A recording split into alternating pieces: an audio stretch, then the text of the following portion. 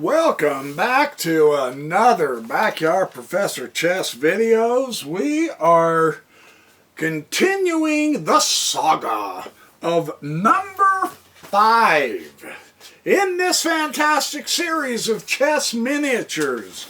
Your responses have been overwhelmingly enthusiastic and happy and excited, and I am thrilled to be able to give you some more fantastic chess miniatures and share with you the cool games that keep us coming back to chess, because we all want to do this, and we can.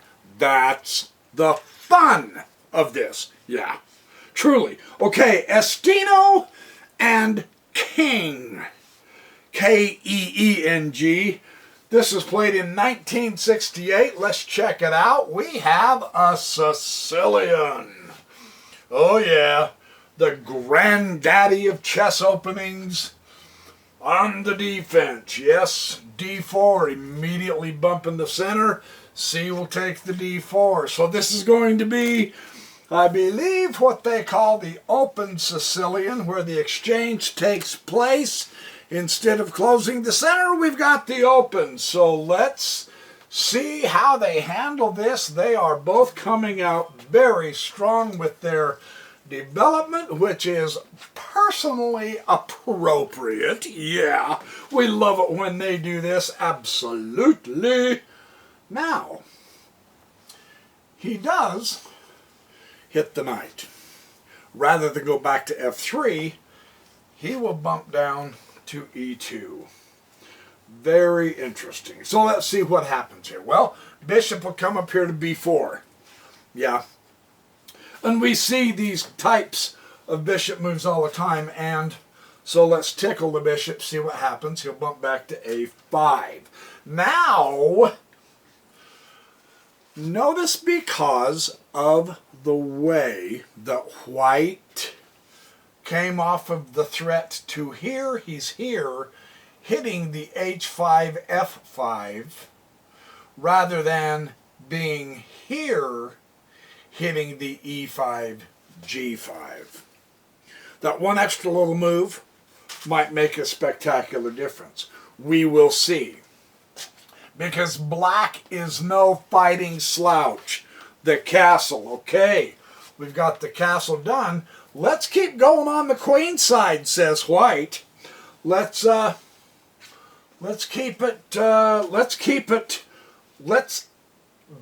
the momentum and keep the momentum, not only on the queen side, developing more space on that sector, but now getting into the center, which also helps us fight this opponent of ours. And now black will retreat the knight, but is that a retreat or is that a relocation? Yeah. Let's keep watching. Bishop C4, further development of pieces. B5. Now black offers an interesting option to white here, doesn't he? Will white take the pawn? Misplace his bishop perhaps, or perhaps move his bishop twice, because that's a free pawn. Let's see what he does. Bishop to A2, a remarkably interesting move. What does a move like this do? You know, keeps the diagonal right at the king. Keeps the threat of keeping that pawn pinned as long as the king is on the G8. Just something to keep in mind. Here comes the queenside response of black. So, this helps balance this just a bit more. Let's see what happens. And now all of a sudden white is going to start advancing on the king side. So after now shifting from the queen side to the king side, bumping the H4 pawn, black proceeds to open up the file for his rook. Let's see if that'll play a part in this game. White ignores that for the moment. Comes bishop G5, putting a bump onto the queen, and now the knight comes back out to F6. Again, the knight on f6, or conversely on the white side, the knight on f3 is a great guardian of the king. Notice, however, this knight is double attacked. So something in white's favor could seriously develop now. This is really going to be an interesting issue, and now again, that knight becomes 3 times attacked, and black is under siege, right? What other choice do we have to describe this? Bishop will come to b6. Knight will take the knight. Yeah, get rid of the guardian of the king and break up the king's side. Absolutely hitting the king with check. Instead of taking the knight, black opts to push the king out of check. And now we have a real powerhouse attack, don't we? Yowza! Queen h5, beautiful move, forcing h6, of course. You gotta make the bump. Here again, let me just say the obvious. We have a really good development on white's part against the castle black king. Yeah. There is basically, not counting the pawns, 1 defender, which isn't much, for the reason that white has 3 and 1 coming right behind attackers. So basically 4 attackers to 1 defenders. It's curtains. And here we get to see the sacrifice, the lightning bolt, as it were, because of where the white pieces are. Bishop will just simply eliminate the cover of the king. Bishop takes the pawn. And rather than retake, now he's going to threaten the queen. Bishop with another shocker. Don't worry about the rook. Just put the king in check. What a move! Come on! You got to admit, that's a move. Double check, so the king is forced to move. The only possible move is to take the bishop, and now beautifully so, queen h7 mate. Fantastic stuff, man. This is why we love the chess miniatures, because of those incredibly awesome forced moves that is put upon the opponent. I've got another one I love to show you. Hang on. Okay, this next game is by Gording versus Ginsburg, 1953. Let's check out the action. We have an e4 and we have another Sicilian, so let's check out how these guys give us their version of the Sicilian. So far, same one. We're going to have the open Sicilian exactly like the last game, which is a very popular variation. And knight f6, of course, and now knight c3, of course. Here we go. Now he's going to do a small but secure center, and white bumps the h3, and now we have the potential fianchetto of the king-bishop, which will make things very interesting in this particular setup. Yes, he fianchettos, which he should have done because he bumped the g-pawn, but of course, and now we have the castling. So black is castled, tucked away, safe and sound, and kablam, here comes white pawn storm. Let's get it going, he says. a6, bishop e2, bring out another piece, potential kingside of castle, even though he has bumped his pawns forward. There is a possibility. It's not out of the realm of a possibility. And now he's done the a6, and then he does the bishop e2, and now the e5. Okay, so attack in the center. Let's find out where this knight wants to go. Wham! Look at that move.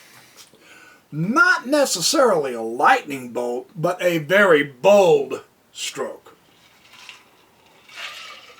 which can potentially change up a lot of things in this position. Let's watch the action. The G-pawn will take the knight.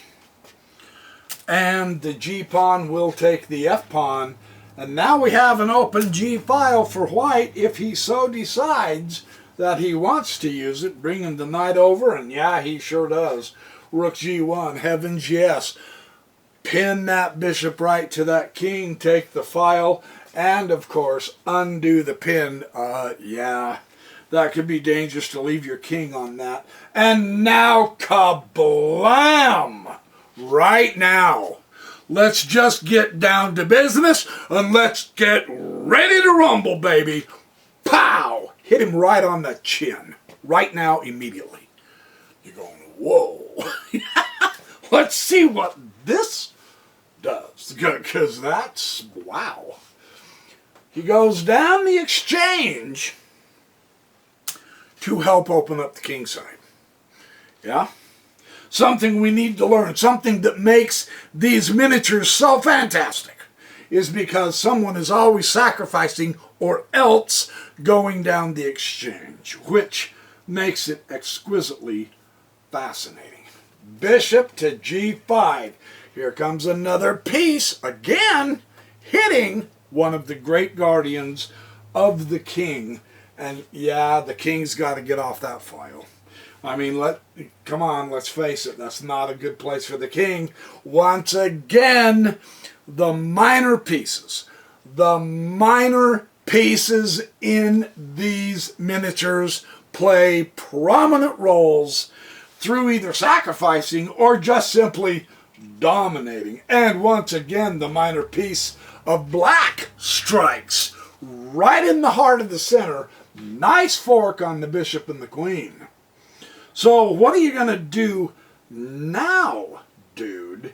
Now that you've done that, notice black has sacrificed his queen.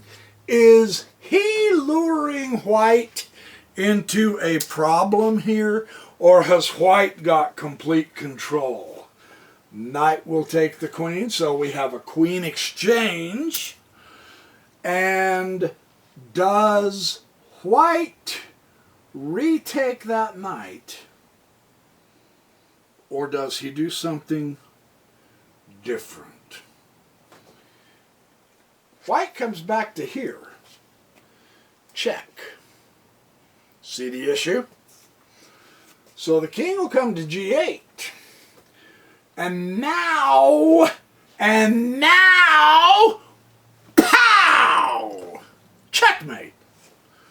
Again, don't underestimate the cooperation of the minor pieces and the pawns. That's sensational because he didn't even take the time to get his other rook in here to checkmate. He went ahead and checkmated with the minor pieces. Fabulous game. Hang on, let's go for a third game in this. There's some good stuff coming up right now. And I know we have a tendency sometimes to think, yes, but the chess miniatures really occur in the earlier part of the 1900s or the late 1800s because they had not yet developed the hyper-modern views of Nimzovich and Reddy and some of those, right? Wrong. Here's a game from 1973 by Patrici versus Torres. And this was a correspondence game, so let's see what these two will give us in a correspondence. Once again, we get a glorious Sicilian, the granddaddy of the defenses. Here we go, D6, D4, immediately going to the center, and of course they will exchange that pawn. So this is once again an open Sicilian. And the knight F6 over here, and the knight C3. Yeah, this is just beautiful, typical Sicilian stuff. A small but compact center for the black. White doesn't feel the need to bring his bishop up to here to go check at this point. He's just going to get prepared to castle. Not going to hurt him. He's bringing all of his minor pieces into play, as the black is also. Going to be a good game, in other words, because these guys are really doing it. They've got the kings tucked away. They've got the center under control, or at least gently contested. They've got speedy development. This has everything it needs to be a fantastic game of chess. White will bump f4, looking to seek more space, and the knight will exchange. So we have the first central tussle that's not a pawn. Knight takes d4, and the bishop will take that knight. So we have an exchange which changes the character of the center, gently but slowly. Queen will simply go to e1. Now, this quiet move holds some potential sting. Do you see it? The quiet move of simply moving the queen over allows the queen to come up here to h4, right? You've already got your bishop. You can bump your bishop, push the pawn, bump the bishop, and you've really got a screaming kingside attack. So that quiet move has a great amount of latent energy in it. Black, I think, senses this. So the proper way is go right into the center. Let's once again try to change the character of the center, which they do accomplish. White will exchange. The f-pawn takes the e, and the d will take the e. And now we see that the white rook has the f-file for potential use. There are guardians around black's king. It's not just sitting out there all by himself. So this is really looking very interesting. Bishop will take the e5 at this point. This could go either way. Yeah, you saw that, right? Queen b6, developing with tempo. Yeah, check. King will go over to h1 gently. And now, is this a poisoned pawn? The question. Did black get too greedy? Or has black made inroads that will really pay huge dividends? White's going to try to make sure that he shows black's wasting his time. Black is going to try to show white that indeed he is in charge. A good centralization and charge by white, but now here comes black, just virtually eliminating the queen side. So this is a battle, make no mistake about it. Knight will take e7, the bishop, and now the queen will take the bishop. This queen is wreaking complete havoc on the white position, yet white still keeps moving toward the king. This is a tense game, and then all of a sudden comes the shot out of the blue. That's your hint. An amazing move. Rook takes f6. Pow! Got him with an uppercut. And you're going, whoa, whoa, whoa, dude. Yes. Observe again. There are certain repetitive patterns. There are certain ways that play repeats over and over and over again in the chess miniatures. This is one of them. One of the players goes down the exchange in order to change the nature of the kingside protection. So white is the player this time that goes down the exchange, but wait, is black forced to take that rook? Not really. So what does black do instead? Black comes up and hits in the center, taking e4. And now you're going, whoa, hold on. This is really remarkable. That's quite interesting play, isn't it? No, truly, that's really something else. Ka-blam! Atomic bomb shocker. Queen takes the G7. I mean, okay.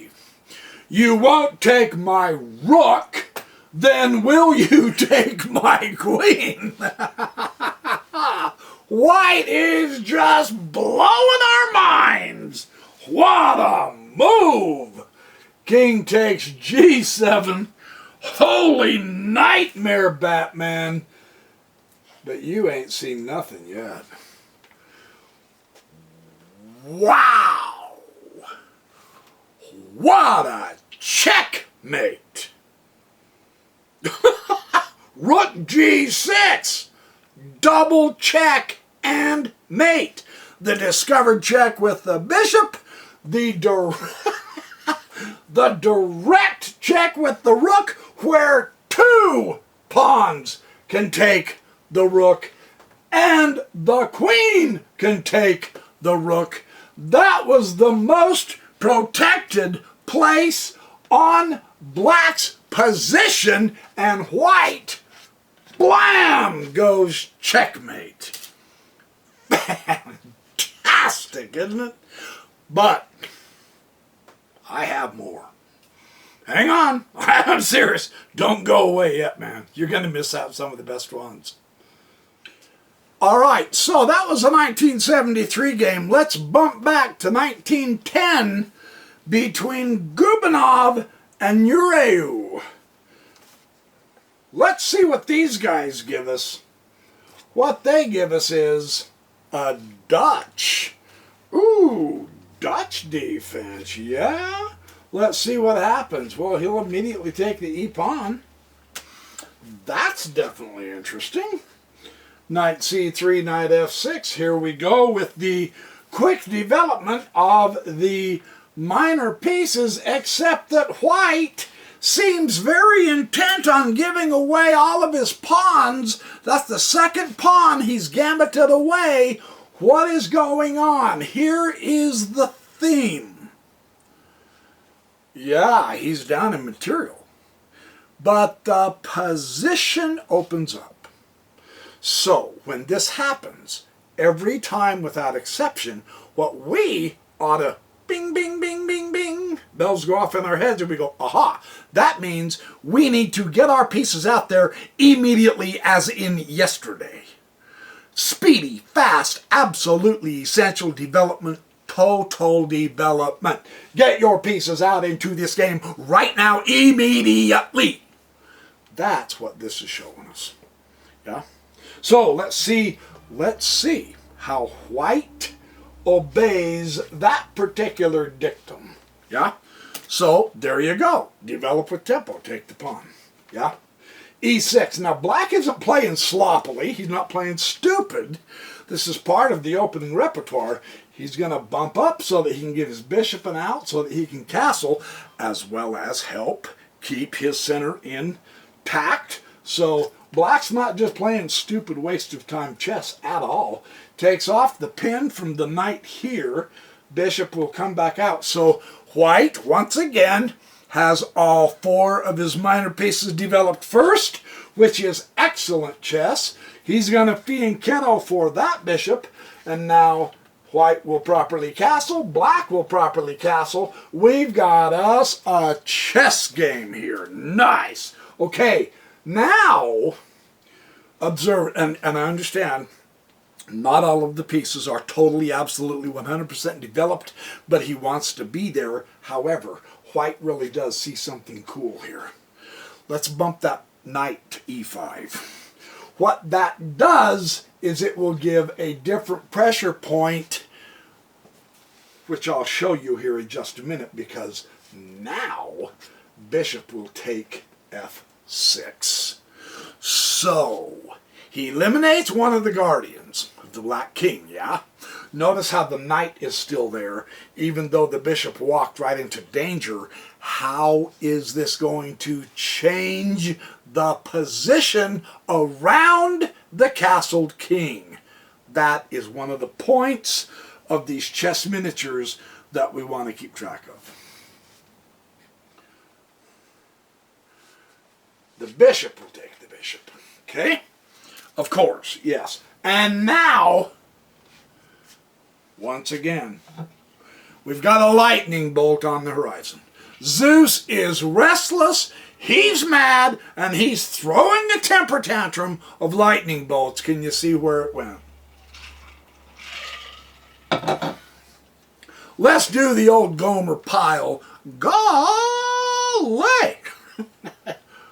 Bishop takes H7. Check. Okay, so the king has to move. Yeah. Take the bishop. It is a classic bishop sacrifice. What this does, again, changing the nature of the position, now it gives white a chance to develop with tempo. Remember, white gave up 2 of his pawns. The effect was to open this up. So, he develops his pieces in this open area with the initiative. A very dangerous thing for black. So now you got to get out of the way, kiddo. Proceeding to keep the initiative. No passive moves now. No passive moves. Knight to g6, and we have a looming checkmate coming up. So black has to do something pronto. Well, first he's got to give his king room. Right? You can see that. Yeah. And now, of course, the queen is going to say, "Good morning, darling. How are you today? Oh, by the way, check." And the king is going to go, "Hey, yo, babe, I don't want nothing to do with you. You didn't take the curlers out of your hair this morning." So, the king dodges out, and now watch the movement. This is what gets so interesting with the miniatures. The knight comes back to e5 check. The king will go to e7. The queen will take g7 check. The queen will take g7 check. Yeah, you saw that right. Now, that takes some courage. Yeah. So, the queen sacrifice to remove a pawn. Just observe the effect. This is gutsy. Rook F7. Rook on the file, yeah? Okay. Notice how through the sacrifices of the bishop and the queen, the black king is vulnerable to the cooperation of the other pieces. That's what makes these miniatures so blasted fun to watch. Yeah? King d6, knight b5 check, another minor piece coming into this. King d5, no more check, c4 check, and now the mating net is inevitable, right? King e4. Fantastic, beautiful finish for a mate. The final piece to develop, and he puts it right on the file. Checkmate, Bubba. Notice the cooperation and function of the partial file and the full file. That's great chess. Don't, unless you're going to get popcorn, go away. I really do have more. I know it's astonishing, but I really do. I've got a lot more. Hang on. All right, 1910 was quite a while ago. Do we have something a little more recent? You bet we do. Here's a 1956 game by Lubogosheet and Shagalovich. Let's see what these two do for us. E4, E6. Ooh, ooh, ooh. Are we going to have a French defense? Yes, we are. We've got a French defense. Let's see how these guys handle it and show us how to do a French defense. Bishop G5. Typical standard. Pin the knight. Take the pin off the knight. And now, whoops, sorry, pinned, took off the knight, and now E5. So, pressure on one of the guardians of the castled king once the castled king gets castled.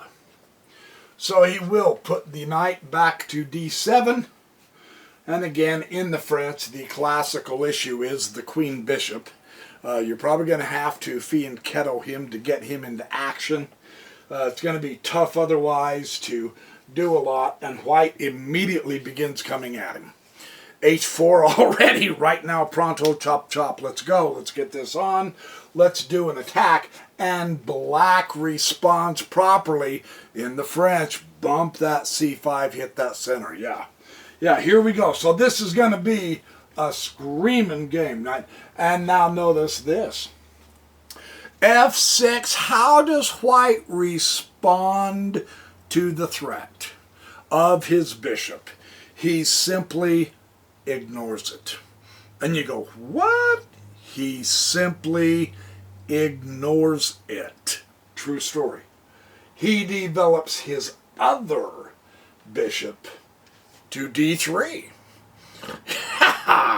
Wow, and you go, ooh, wait a minute, that's quite fascinating. And how does black respond? Does he take the white bishop? No. He comes out here, queen A5 check, of all things. Now he does develop, and it's too bad the bishop's there because the knight would be susceptible to the fork, but the knight is covered. But the development of the pieces is happening very, very speedily, yeah?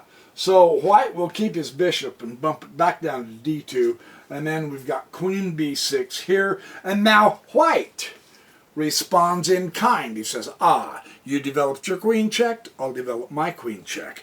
Here is the difference between these two scenarios that could be the difference in the game. In black's case, he moves the king, losing the right to castle so that his king rook is going to be difficult to develop. Could that play a part in the game? Likely so. It usually does.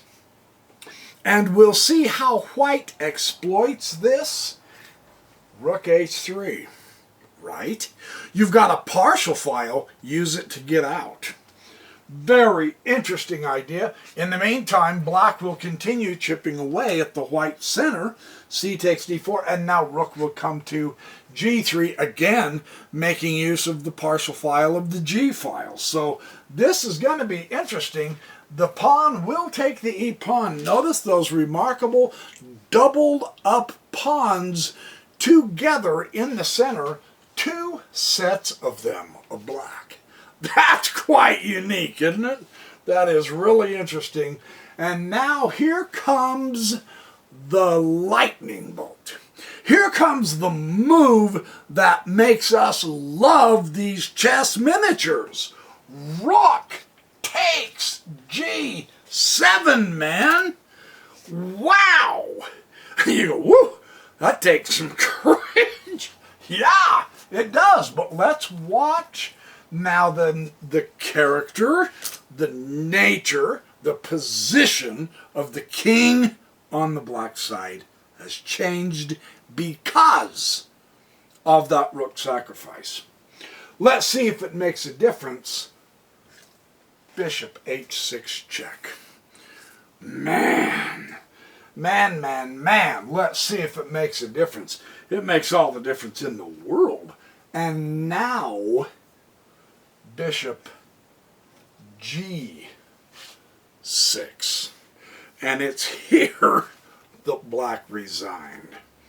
phenomenal theme of sacrifice to get the position or else the checkmate. But I have another one I'm dying to show you. Really serious. Okay, let's go to 1929 with Lukonski versus Pogobin. Let's see what happens. D4, knight f6. Could we have a Nimzo here? Well, we've got a queen pawn opening. Ooh, maybe not a Nimzo, but a King's Indian anyway. We'll see. Knight c3, b6. Here we go, here we go. And now the strong central dominating possession of central squares of white. Black is not too worried about that. He pops his bishop out. White keeps marching for more central space. This doesn't necessarily mean black is in trouble. And now queen g4. Here comes the bride.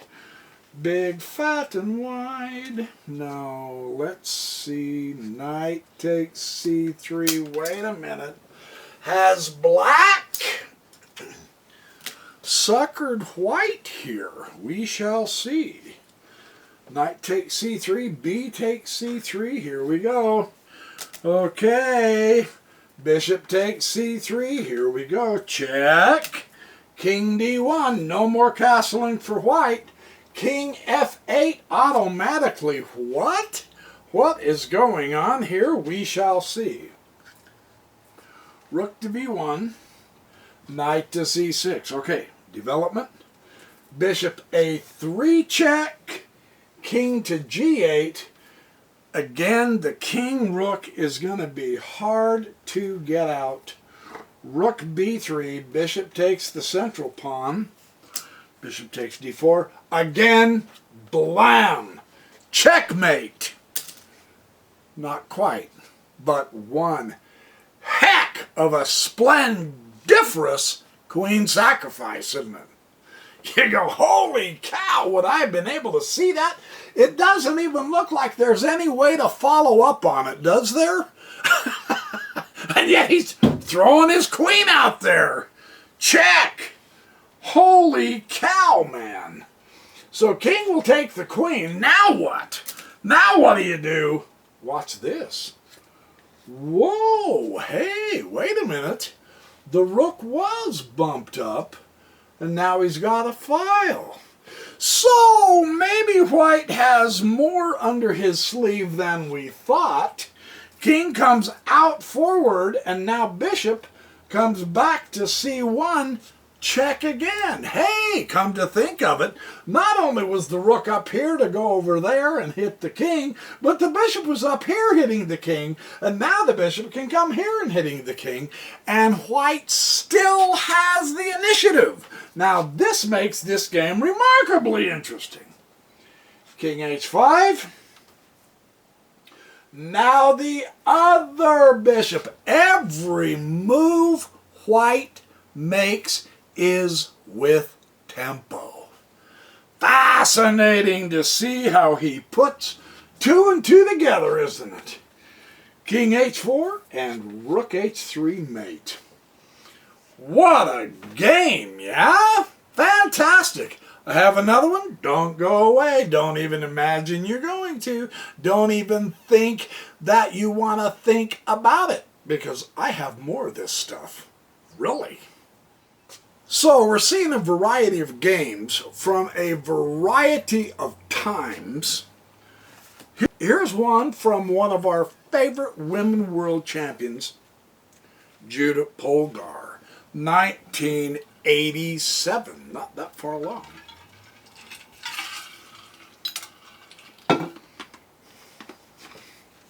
Not that long ago, I meant. She is playing the white e4, g6, d4, of course. I mean, if they're going to give you the center, take it. Polgar, of course, will take the center, fundamentally so. And now she really announces, I am going to make you toast. Yeah, here I come after you, brother. You better get prepared. So black says, okay, let's do a little bit of a a defensive maneuver there. And a lot of pawn moves, but observe what Nimzovich would call the small but compact center that has a lot of latent energy here. That's not a bad opening for black at all. So let's hold on. Black isn't going willy-nilly off the deep end on Polgar, although Polgar's getting ready to start chomping at the bit. Here comes black, and now Polgar comes up to the bishop d3, and now the black says, holy Toledo macaroni, man, I've got a castle. And then Polgar says, you know what, I'm going to castle too. I'm going to imitate you there, because let's tuck the kings away. And then black says, let's continue to develop, so I'm going to bring out my knight. And then Polgar goes, however, I want more central space. So she bumps up to e5. Now, black's going to shuffle around his pieces, her pieces, so that she can get a better position. And Polgar says, I'm going to keep on bringing more pieces out just because I like to. There's the third knight move. I'm just keeping tabs here for us. There's the second one for Polgar. And now the d5. Notice the release of the tension in the center. They have kept the tension for a little bit. Black releases it. Yeah, she's tickling the central knight, of course. That's a well-posted knight. But it also relieves the tension of the center with the potential to close off the center, which gives us reason to believe this could be a knight's board, not a bishop's board. Yeah, just some quick observations here, real quick. And now, here comes the horses. Proper terminology, equus checkmates. Because, sorry, I can't help it. I've been reading some scientific evolutionary literature, you know, and you got to go with the Latin names of the scientific names of everything from flowers, the flora and fauna, to walruses and all that jazz. Stephen Jay Gould, he's fun to read, yeah. Yeah, so anyway, come on. So, again, black is saying, hey, I'm not going to just let you walk over me willy-nilly, and the lightning bolt. Polgar says, it doesn't matter what you want. I'm going to come in. Bam! The sacrifice. The knight sacrifice. To change the structure of the king cover. And now the follow-up incredible knight move. Now this is her second knight, you guys. Knight g5 check, you guys. But the square is covered. Is this another knight sacrifice? Yes, but no. Because the king is too exposed because of those powerful bishops and the potential queen move to h5. So, the king will go back to g8. And now the bishop gets to take the g6. Another piece eliminated on the cover of the black castled king. Here we go. It is gonna be a fight. F will take the knight. The knight has been properly sacrificed. And then again, we see this in the miniatures a lot, don't we? Yeah, that queen to the h file. Here we go. Oh my gosh. Wait, is there... The bishop is a powerful guardian of the king, but you got a queen and a bishop tandem of white, so you really need to get another piece in there. Yeah, because, I mean, black's looking at checkmate right in the face, right? So, again, that knight, along with the bishop, are very good guardians of the black king.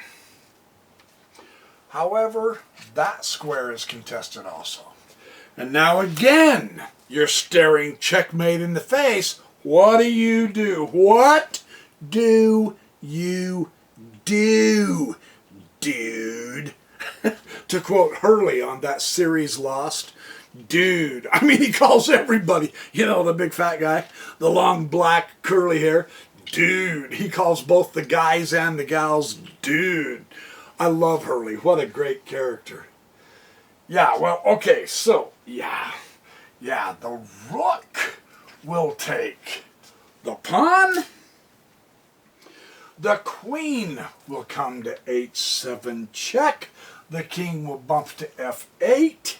This is all making sense. The pawn will take the pawn, putting pressure on the rook. And the bishop. Notice black ignores the threat, gets another piece into the game. Very interesting idea. However, now you lose the rook. You dork! Almost no choice. Black has been facing a tough situation for a long time, and now the second bishop up to h6. Observe this pattern. We've seen something very, very similar like this before, where the queen and both the bishops get in on the action because perhaps either a knight or a rook or both have been sacrificing themselves on the pawns, opening up the position for the queens and the bishops. This is sensational chess miniature games, man. Queen to e7. Queen to h8. Mate. Fantastic, isn't it? No, the bishop cannot take the queen because the bishop is pinned by the white bishop. Fantastic chess miniature. Beautiful coordination of the queens and the bishops. But wait! I have more! For a small $29.95, I will show you another game. No, I'm just kidding you. I don't even have to charge you. I'll show you another game anyway. Yeah, we got more good stuff, man. Okay, the year 1928 saw a remarkable game between Gauderson and Fowle. Let's see what these two are going to give us. e4, e6. Ooh, is this going to be a French defense? Yes, indeed it is. Let's do the French. Okay, here we go. Ah, the classic bump up. Gaining more central space, closing the position for a moment, and we have the classic response in the French defense when white pushes the e-pawn. Hit the center with the c-pawn. Keep the balance. Keep the balance and the counterbalance. So this is going to be a good game, and then the c3. Yeah. And then c will take the d4. All classic French defense, absolutely. C takes d4. Now we have a closed center and the bishop to b4. Check, Bubba. But he blocks it easily with his knight. Knight c3, not a problem. Okay, let's bring out another piece. Knight c6. Keep tabs of the center. Knight f3. Good idea. Let's do keep tabs of the center. Knight g to e7. Yes, let's keep tabs of the center and develop all of our minor pieces. And let's go ahead and pull the bishops into this. Why not? Bishop d3. Well, I'm going to tuck my king away safely, so let's castle. And then white goes pow! And you go, really? Yeah. Bishop takes h7. Check! To the king. To the king. Okay, well, that was exciting. No big deal. Just take the stupid bishop. Ha! What a moron. Give me the bishop. I'll take the bishop, right? However, there's a small problem. Because now you have knight g5 check. And the king elects to come out into the field of play, and therefore white says, oh, good. Let's go for the king. h4. Fundamentally so. Now watch. Knight will attack in the center. Knight takes d4, and here's the issue. That queen on that diagonal, man, from the d1 to the h5, in the miniatures, she is always coming out screaming, yelling, whooping it up with her war cry. And in this instance, black better pay attention. So, the defensive move black chooses here is the f5. And now the h5 check. So the king comes to h6, and he's all kind of nice, cuddly, and safe now, right? However, the knight now takes e6 check. And you go, dork, the knight can't check the king taking e6. No, but the bishop can. Aha. A discovered check. And black's losing his queen. Nice move. Nice move. G5 is all he can do. And now for the most spectacular checkmate you've ever seen.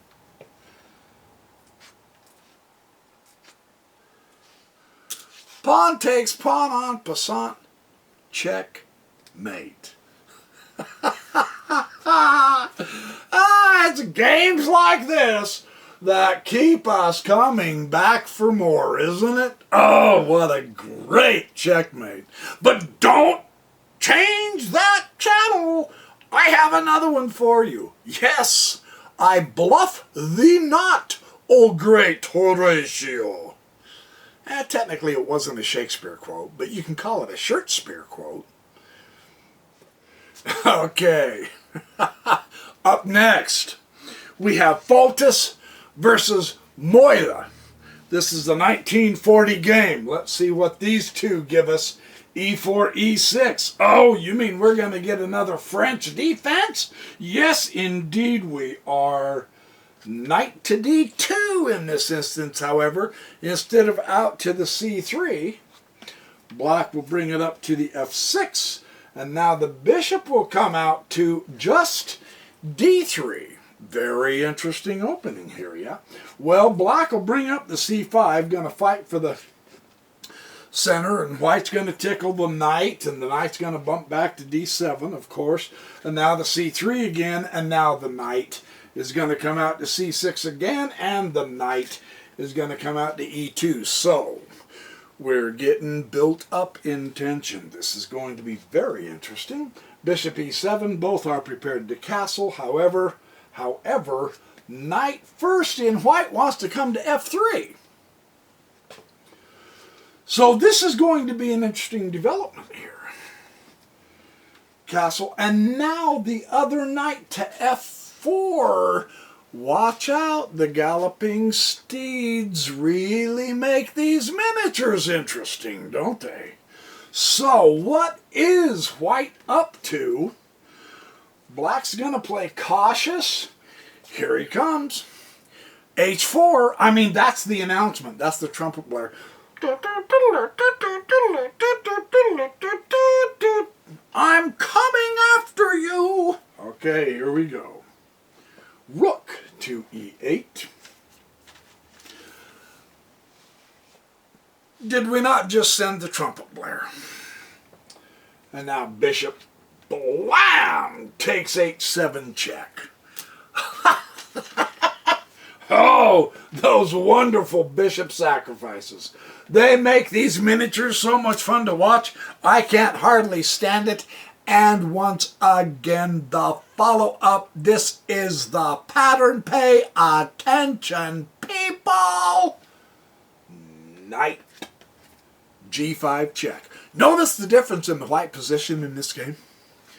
He's already brought over his other knight. Could make for an interesting attack, huh? So the king this time, instead of coming out in the front, like the last game, the king is going to bump back into this time. And again, that zippity-doo-dah of the queen along the diagonal, D1 to H5. goes right to h5, threatening an immediate checkmate. What do you do? Well, black's not without resources. He takes away the threat of the immediate checkmate. Is that enough to get him out of hot water? Let's see. No, it's not. Once again, now the rook and the queen are playing a very prominent role here, aren't they? Uh-oh. So now what do? You hurry up and scoot over, because here comes the little lady, and now you've got your escape. King to e7. However, wait. Hold it. This second knight becomes devastatingly effective here to g6 as a knight sacrifice. Look at this move, man. That is so fabulous. And then he goes here, and of course, queen takes g7, checkmate. Fantastic coordination of the bishop sacrifice with the queen, the knights, and the rook. That's a main theme in a lot of these miniatures, isn't it? I'm not done. I'm not done. I promise. I've got more. Today is a day of celebration, man. America elected its new president, Joe Biden. Way to go, Joe. So we're having fun playing some chess, because now we can all breathe a collective sigh of relief and enjoy ourselves. So hang on, I've got another one. All right, this next game hails from 1976. It is Peterson versus Rochelle. Let's see what these two give us. What are they going to give us? Are we going to get yet another French defense? Yes, we are. And the classical push-up and the classical response. c5, c3, then knight c6. And now knight f3, so everyone's getting their pieces out quick. And an early queen development to b6, something you'll see in the French. In this instance, we see it relatively early. So this will be interesting. Whoops. Bishop e2, now c takes d4. There you go. Yeah, do this right, you clown. Do this right. Now, rather than immediately responding at this point,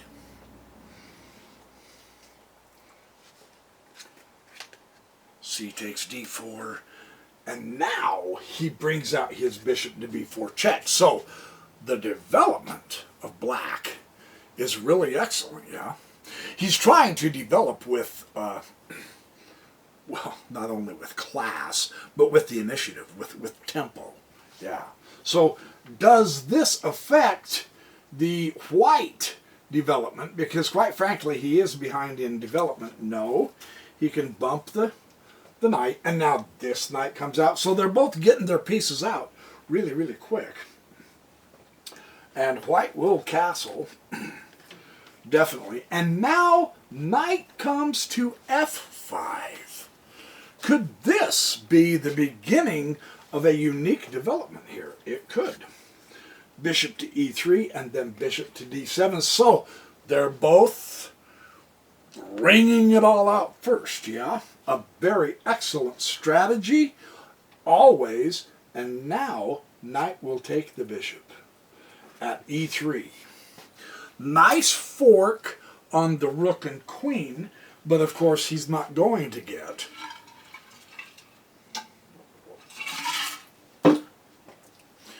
the rook and the queen because the pawn is covering that square. So this is a typical, good, excellent knight sacrifice. Let's see if black can capitalize on this. And now bishop will take c3. So we're beginning to see the whittling down. Yeah, b will take c3. And now we're beginning to see the comeuppance of black on the queen's side. Can he do it? Knight is coming to g5 on the king side. Whoa, yeah, you better castle, cowboy. And now bishop d3. What's that h7 with the bishops? No kidding. And he saw it. Notice that because of the nature of the board position, that white has been able to induce black to weaken the dark squares around his king. But when you push the g-pawn, see, here, all these squares are fine. When you push that pawn, you'll lose control of the h6 and f6 squares. So that's the weak dark square complex, all because of a move. Can white capitalize on that? Well, let's check it out. Queen comes to f3. It certainly looks like he wants to, doesn't it? Yeah, ooh. So, and black recognizes that. Yeah, get your queen back here. You got no choice really. And now a quiet move. Queen to g3. What do you think that's going to do for him? Well, it's enough that it induces him to push the f-pawn now. Yeah, and now knight will take h7. The bishop was able to induce the g-pawn forward, which, with the h-pawn, blocked off the bishop. So white gives us one of those zap moves and sacrifices, in this instance, the knight, not the bishop. Very interesting how the pieces again coordinate through a series of sacrifice exchange, changing the nature of the cover and the position of the king in order to maintain the initiative for white. That's what makes it so important. Shazam! Check. Yeah. Because of the knight sacrifice, the placement of the bishop, the queen can now come in and destroy the cover of the king. And now king comes to h8 and queen to h7 mate.